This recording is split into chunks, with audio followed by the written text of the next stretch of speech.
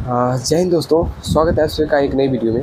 इस वीडियो में हम बात करेंगे अब बिहार के इतिहास की जो सबसे बड़ी वैकेंसी आई है बिहार पुलिस का, जिसमें टोटल पोस्ट है 21,391 पोस्ट। तो उसी के बारे में हम लोग डिटेल में बात करेंगे, क्या करनी चाहिए, क्या प्रोसेस है, सारी बात करेंगे इस वीडियो में। अगर आपको जॉब चाहिए इस बार तो आप पूरी वीडियो देखिएगा, नहीं चाहिए तो अभी वीडियो को आप छोड़ के जा सकते हैं। ठीक है, टाइम वेस्ट नहीं करना है कहीं पे। चलिए बात करना। तो सबसे पहले हम बात कर लेते हैं कि इसमें कितने पोस्ट हैं। तो मैं आपको बता दूं, इसमें टोटल 21,391 पोस्ट है। ठीक है, अब दूसरी बात कर लेते हैं हम लोग। देखिए, शॉर्टकट में बताऊंगा, पूरी बात बताऊंगा, ना कि मैं टाइम पास करने के लिए आता हूं वीडियो बनाने के लिए, क्योंकि मेरे भी पास उतना टाइम नहीं है मैं आके टाइम पास करूं इसमें। ठीक है, दूसरी बात है कि ये फॉर्म जो है कब से फिलअप होगी और कब तक फिलअप होगी। ये फॉर्म जो है दोस्तों 20/6/2023 से फिलअप होना शुरू हो जाएगी और 20/7/2023 तक ये फॉर्म फिलअप होगी। ठीक है, तो एक बात और आती है कि कौन सी साइट पे फिलअप होगी। तो www.csbc.bih.nic.in इसी साइट पे ये फॉर्म फिलअप होगी, इस बात का ध्यान रखिएगा। उससे भी इम्पोर्टेंट बात ये है कि बहुत सारे बच्चे सोचते हैं कि फॉर्म का जब लास्ट डेट आएगा फिलअप होने का उसमें भर लेंगे। तो आप ये गलती नहीं कीजिएगा, क्योंकि अगर आप ये गलती करते हैं तो लास्ट में क्या होता है कि बहुत सारे बच्चे फॉर्म भरने की कोशिश करते हैं, जिसकी वजह से साइट लैग करने लगती है और फॉर्म फिलअप नहीं हो पाता है। तो आप ये गलती नहीं कीजिएगा। तो फॉर्म जो है, जब फॉर्म भरनी ही है तो फॉर्म स्टार्टिंग में भर लेंगे तो बहुत बेटर रहेगा और आसानी से आप अपनी तैयारी स्टार्ट कर दीजिए। पहले से तैयारी कर रहे होंगे, नहीं कर रहे हैं तो आज से स्टार्ट कर दीजिए, वो भी सारी बात हम लोग करेंगे। अब बात करते हैं कि फॉर्म भरने के लिए योग्यता कितनी होनी चाहिए, यानी क्वालिफ़िकेशन कितनी होनी चाहिए आपकी, जो आप बिहार पुलिस के कांस्टेबल की फॉर्म भर सकते हैं। तो आपकी 10+2 यानी इंटर आप पास हो चुके हो, इंटर पास हो चुके हो। उसमें भी एक पॉइंट और क्लियर कर देता हूँ मैं। अगर आपका किसी भी सब्जेक्ट में क्रॉस लगा हुआ है, किसी भी सब्जेक्ट में, तो आप फॉर्म फिलअप नहीं कर सकते हैं। ठीक है, आपको प्रत्येक सब्जेक्ट में पास होना है, फर्स्ट सेकेंड से कोई मतलब नहीं, आप पास हैं प्रत्येक सब्जेक्ट में, इतना ही काफ़ी है, आप फॉर्म भर सकते हैं। उससे भी एक इम्पॉर्टेंट बात ये है कि अगर आप बहुत सारे लोगों का कन्फ्यूज़न होगा कि किस डेट तक मैं पास कर चुका हूँगा तो फॉर्म फिलअप कर लूँगा। अगर आप 1/8/2022 तक इंटर में पास कर चुके हैं, यानी इंटर का मार्कशीट आपको प्राप्त हो चुका है, तो आप फॉर्म फिलअप कर सकते हैं। अगर अभी तक 1/8/2022 तक आपका मार्कशीट नहीं रिलीज़ हुआ है तो आप फॉर्म फिलअप नहीं कर सकते। ठीक है, अब बात कर लेते हैं हम लोग उम्र सीमा के बारे में कि कितनी एज होनी चाहिए। आप लोग को पता ही होगा कि यूआर यानी जनरल कैटेगरी जो होते हैं उनकी एज होनी चाहिए 18 से 25 वर्ष, महिला एवं पुरुष दोनों के लिए। ठीक है, अब बात करते हैं ओबीसी में, क्लियर कर लीजिएगा।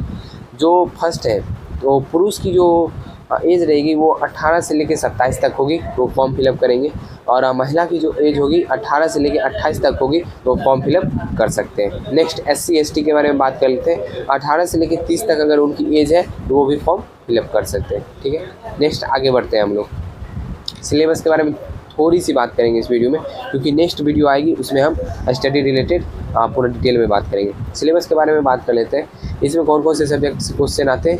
हिंदी से आते हैं, इंग्लिश से आते हैं, मैथ से आते हैं, जीके से आते हैं, उसी में करंट अफेयर्स में इंक्लूड कर लेते हैं हम लोग, और जीएस से भी आते हैं। तो टोटल क्वेश्चन रहते हैं 100 क्वेश्चन, एक मार्क्स के एक क्वेश्चन रहते हैं, यानी टोटल 100 मार्क्स के ये एग्ज़ाम होती है, जिसमें आप टोटल 2 घंटे दिए जाते हैं क्वेश्चन को बनाने के लिए। ठीक है, तो उसमें भी एक नीचे में पॉइंट दिया रहता है नोटिफिकेशन में, वैसे उसका कोई मायने है नहीं, फिर भी मैं बता देता हूँ।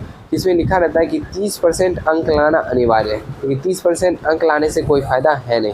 एक मेरी वीडियो आएगी कि उसमें इसकी कितनी कट ऑफ रहने वाली है, वो वीडियो मैं बनाऊँगा, आप लोग ज़रूर देख लीजिएगा, क्योंकि मैंने अभी तक 2-3 एग्ज़ाम का एनालिसिस दिया है, ज़्यादा नहीं दिया है कि कितनी कट ऑफ आएगी, और उतनी ही कट ऑफ आई है। नहीं विश्वास है तो आप बीएसएससी वाला जो एग्ज़ाम हुआ था उसको देख लीजिएगा, उससे आपको पता चल जाएगा कि मैं गलत बोला हूँ सही बोला हूँ, और भी 2-3 एग्ज़ाम का मैंने बताया था, तो आप लोग चेक कर लीजिएगा। ठीक है, एक बात और कि कितने जो इसका प्रोसेस क्या रहता है। देखिए, प्रोसेस कुछ नहीं रहता है, नॉर्मल सा प्रोसेस है।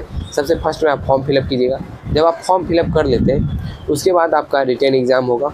और एक बात और क्लियर कर दूँ कि रिटेन एग्ज़ाम जो है वो मेरे हिसाब से यानी एक्सपेक्टेड है नवंबर और दिसंबर में।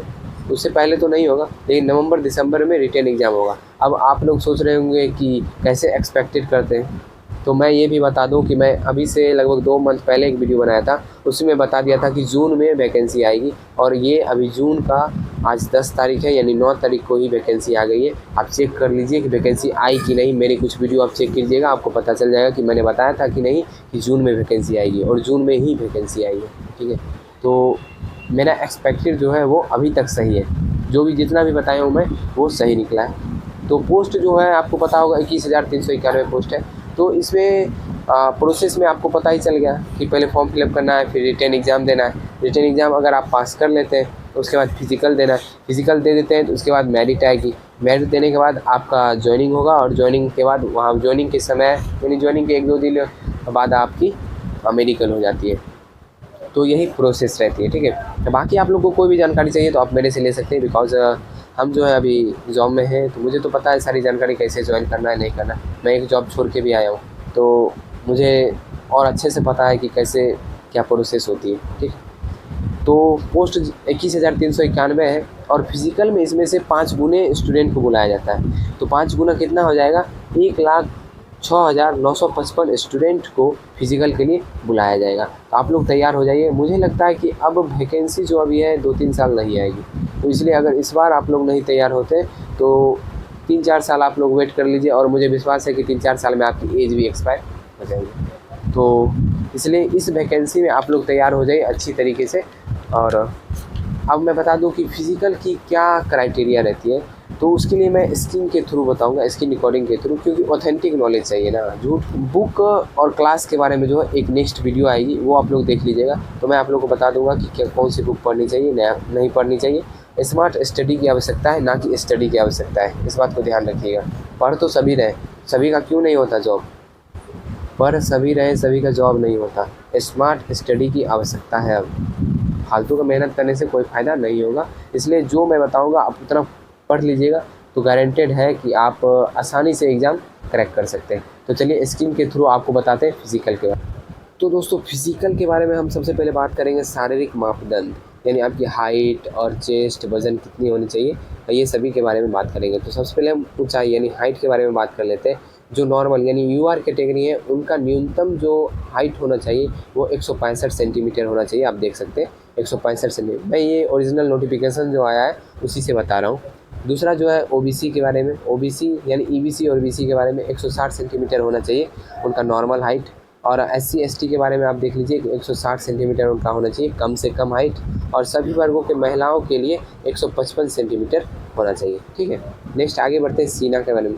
सीना के बारे में आप ध्यान दे दीजिए कि सिर्फ पुरुषों के लिए चेस्ट होता है, लेडीज़ के लिए। चलिए नेक्स्ट आगे बढ़ते हैं। अनारक्षित यानी सामान्य वर्ग जो है, यानी जो यूआर वर्ग के हैं, 81 से 81 सेंटीमीटर उनका नॉर्मल चेस्ट होना चाहिए, और 5 सेंटीमीटर फुलाकर उन्हें 86 सेंटीमीटर करना होता है।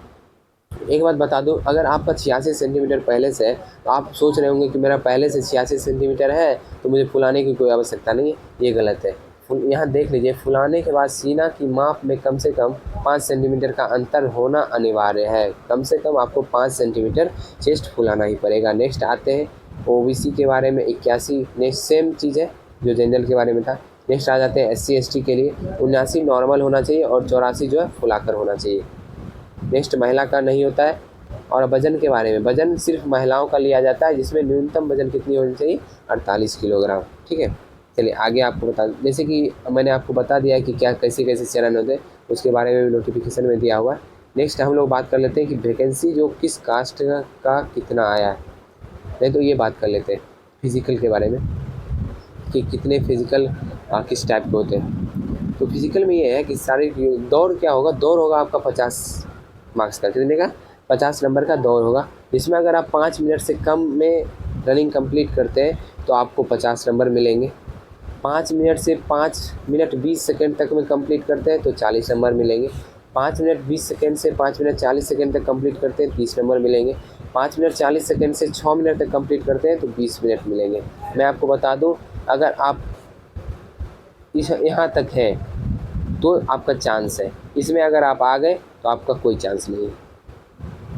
चलिए नेक्स्ट बढ़ते हैं। और 6 मिनट से अधिक समय लेने वाले अभ्यर्थी असफल घोषित किए जाएंगे। नेक्स्ट आ गया महिलाओं का दौड़। महिलाओं का दौड़ भी 50 अंक का होगा। 4 मिनट से कम में सिर्फ 1 किलोमीटर का दौड़ होता है महिलाओं का। अगर वो 4 मिनट से कम में करते हैं तो 50 अंक।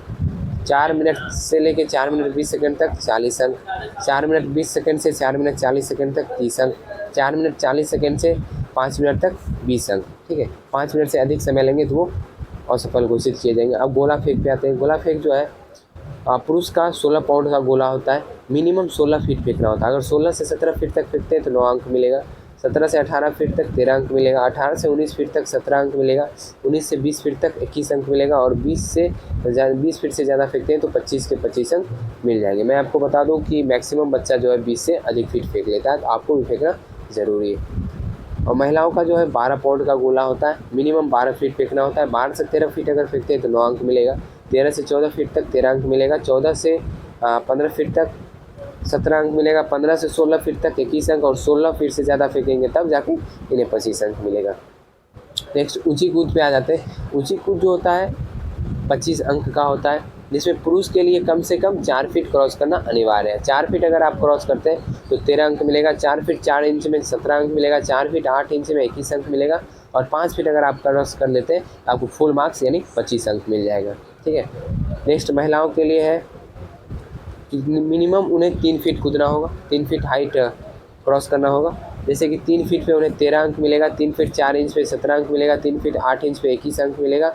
और जो है 4 फीट पे उन्हें टोटल यानी फुल मार्क्स 25 अंक मिल जाएंगे। 3 फीट से कम करेंगे तो असफल घोषित किए जाएंगे। तो इसी प्रकार आपकी जो मेगा सूची है यानी आपकी जो मेरिट है वो आपकी बनेगी फिजिकल पे। इस बात का ध्यान रखिएगा, क्योंकि बहुत सा अफवाह फैली हुई थी कि इस बार जो मेरिट बनेगी वो रिटेन पे बनेगी। तो ऐसी कोई बात नहीं है। इस बार भी जो मेरिट बनेगी वो बनेगी फिजिकल पे ही। तो आप अपने फिजिकल को भी तैयार रखिएगा बहुत अच्छे तरीके से। तो दोस्तों यही क्राइटेरिया है जो बिहार पुलिस का एग्ज़ाम का है क्राइटेरिया। तो आपको अभी से ध्यान देना होगा। मुझे तो आशा है कि मैं पहले से ही क्वेश्चन वोश्चन सब कुछ करवा रहा हूँ, तो आप लोग पहले से कवर कर रहे होंगे, पढ़ रहे होंगे, तो आपके लिए अब तो आसान हो जाएगी। जो नहीं कर रहे होंगे उन्हें थोड़ा ज़्यादा मेहनत करना पड़ेगा। ठीक है, तो हम बात करते हैं अगली वीडियो में इसके बुक और इसकी क्लास के बारे में। कब क्लास आएगी बिहार पुलिस की, कौन सी बुक हम लोग कवर करेंगे और आप लोग को कौन सी बुक पढ़नी चाहिए, ये सारी डिटेल हम नेक्स्ट वीडियो में बात करेंगे। तो अगर वीडियो पसंद आ रही है तो वीडियो को लाइक कर दीजिए। चैनल पे अगर आप नए आए चैनल को सब्सक्राइब कर लीजिए, क्योंकि अभी से आपको कंटिन्यू जानकारी मिलती रहेगी, क्लास चलती रहेगी। अब आ गया है एग्ज़ाम का टाइम, तो अब अपना टाइम वेस्ट आप लोग नहीं कीजिएगा। ठीक है, तो चलिए मिलते हैं अगली वीडियो में। जय हिंद।